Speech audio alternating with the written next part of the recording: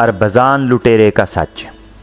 میں نے فلورنس کی راہ لی، وہاں اپنا کاروبار جمایا، اپنا اصلی نام لوگوں سے چھپائے رکھا۔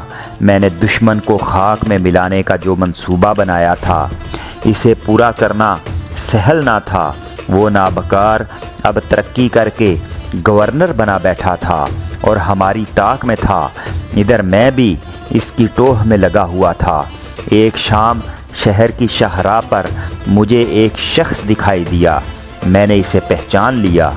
وہ گورنر کا بوڑھا ملازم پیٹرو تھا۔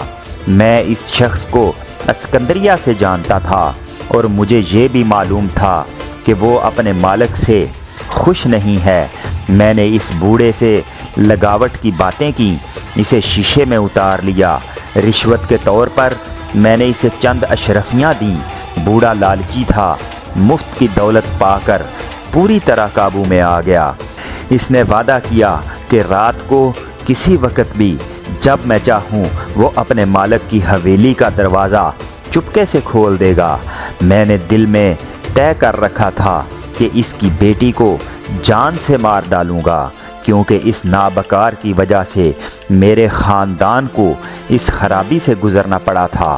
مجھے یہ بھی پتہ چل گیا تھا کہ وہ اپنی بیٹی بیناکا کے عقد ثانی کی تیاریاں کر رہا ہے۔ میں نے بیناکا کو موت کے گھاٹ اتارنے کا ارادہ تو کر رکھا تھا، مگر مجھے شک تھا کہ میں اپنے ہاتھوں سے یہ فریضہ انجام دے سکوں گا یا نہیں۔ بوڑھا پیٹرو بھی شاید اس کام کے لیے زیادہ مناسب نہیں تھا۔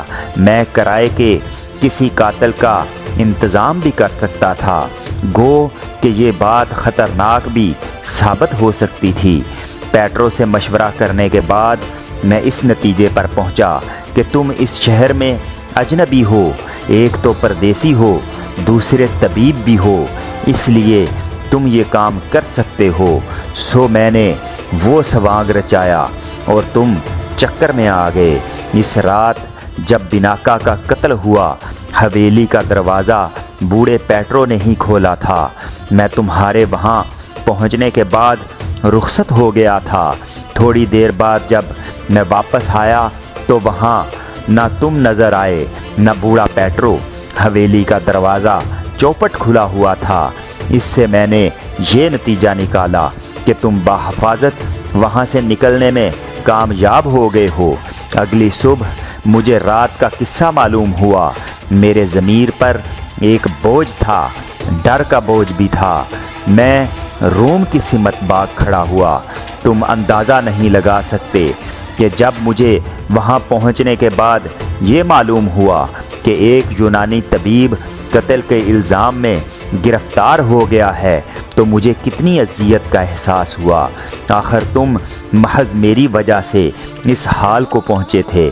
میں چاہتا تھا کہ آگے جو کچھ بھی ہو اس سے بے خبر نہ رہوں، سو میں فلورنس واپس آ گیا۔ جس روز تمہارا ہاتھ قلم کیا گیا میں وہیں تھا۔ میں نے بیس بدل کر سارا قصہ خود اپنی آنکھوں سے دیکھا۔ جب تمہارا ہاتھ کاٹا گیا تو میں نے طے کیا کہ اب زندگی بھر تمہیں کوئی اور دکھ نہ پہنچنے دوں گا۔ اے عزیز، اب یہ اور سنو کہ میں تمہارا پیچھا کیوں کرتا رہا۔ میرے ذہن پر اس بات کا بوجھ تھا کہ تم نے مجھے معاف نہیں کیا، سو میں چاہتا تھا کہ تم سے ایک بار معافی کی التجا کر لوں۔ زالیوکوس بولا، اے رفیق، میں نے یہ سوچ کر دل کو سمجھا لیا کہ تم مجھ سے زیادہ بدبخت ہو۔ تمہیں عمر بھر تمہارا ضمیر کچوکے لگاتا رہے گا۔ میں صدقے دل سے تمہیں معاف کرتا ہوں، خدا بھی تمہیں معاف کرے گا۔ بس ایک بات بتا دو، یہ کہ تم اس صحرا میں کس لیے آئے تھے، اور جب سے تم نے قسطنطنیہ میں میرے لیے وہ شاندار مکان خریدا ہے تم خود کیا کرتے رہے ہو؟ سلیم نے جواب دیا، اے عزیز، میں اسکندریہ واپس چلا گیا۔ میرے دل میں تمام انسانوں کے لیے ایک نفرت سی پیدا ہو گئی تھی۔ بس مسلمان مجھے اچھے لگتے تھے کہ سیدھی سادی باصول زندگی گزارتے تھے اور تعیش کے ہر سامان کو حقارت کی نظر سے دیکھتے تھے۔ مسلمانوں کے ساتھ میں نے اپنے آپ کو زیادہ مسرور پایا۔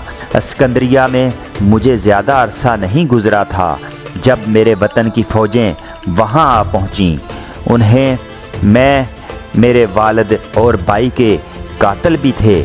میں نے اپنے دوستوں کو جمع کیا جو میرے ہم خیال تھے اور بہادر مملوکوں کا اپنا دستہ اپنے ساتھ کر لیا۔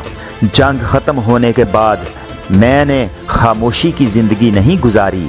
تب سے اب تک اپنے رفقا کے ساتھ میں ایک بے چین گرچہ آسودہ حال زندگی بسر کر رہا ہوں۔ میرے ساتھی مجھے اپنا مالک و مختار سمجھتے ہیں۔ ان میں یورپی لوگوں جیسی نفرت، خود غرضی اور حسد نہیں ہے۔ وفاداری میں ان کا جواب نہیں ہے۔ زالیوکوس نے اس کی کہانی کے لیے اجنبی سوار کا شکریہ ادا کیا اور اسے اپنے ساتھ رہنے کی دعوت دی۔ سلیم کا جی بھر آیا۔ اس نے محبت امیز نظروں سے زالیوکوس کی جانب دیکھا اور بولا، اے مہربان دوست، میں دیکھ رہا ہوں کہ تم نے مجھے واقعی معاف کر دیا ہے۔ میرے پاس الفاظ نہیں کہ اس نیکی کا شکریہ ادا کر سکوں۔ یہ کہہ کر سلیم سر و قد اس کے سامنے کھڑا ہو گیا۔ زالیوکوس نے اس کے شاہانہ اور شاندار سراپا پر ایک نظر ڈالی۔ سلیم نے پھر کہا، اے عزیز، تمہاری دعوت میرے لیے پرکشش ہے مگر میں اسے قبول نہیں کر سکتا۔ میرے گھوڑے کی زین کسی ہوئی ہے، میرے ساتھی اور خدام میرے منتظر ہیں۔ خدا تمہیں اپنی امان میں رکھے۔ اب مجھے رخصت کی اجازت دو۔ میرے دوست دونوں نے ایک دوسرے کو گلے سے لگایا اور گریہ کیا۔ زالیوکوس نے رخصت ہونے سے پہلے بس ایک بات اور دریافت کی، تمہارا نام کیا ہے؟ اصل نام؟ اجنبی سوار نے گہری نظروں سے زالیوکوس کی طرف دیکھا، چند لمحوں تک چپ چاپ کھڑا رہا، پھر اپنی بھاری آواز میں بولا، لوگ مجھے صحرا کا شہنشاہ کہتے ہیں اور کچھ مجھے بس لٹیرا سمجھتے ہیں۔ میرا نام اربزان ہے۔ تو اے دوستو، اربزان لٹیرے کی یہاں پہنچ کر تمام ہوتی ہے۔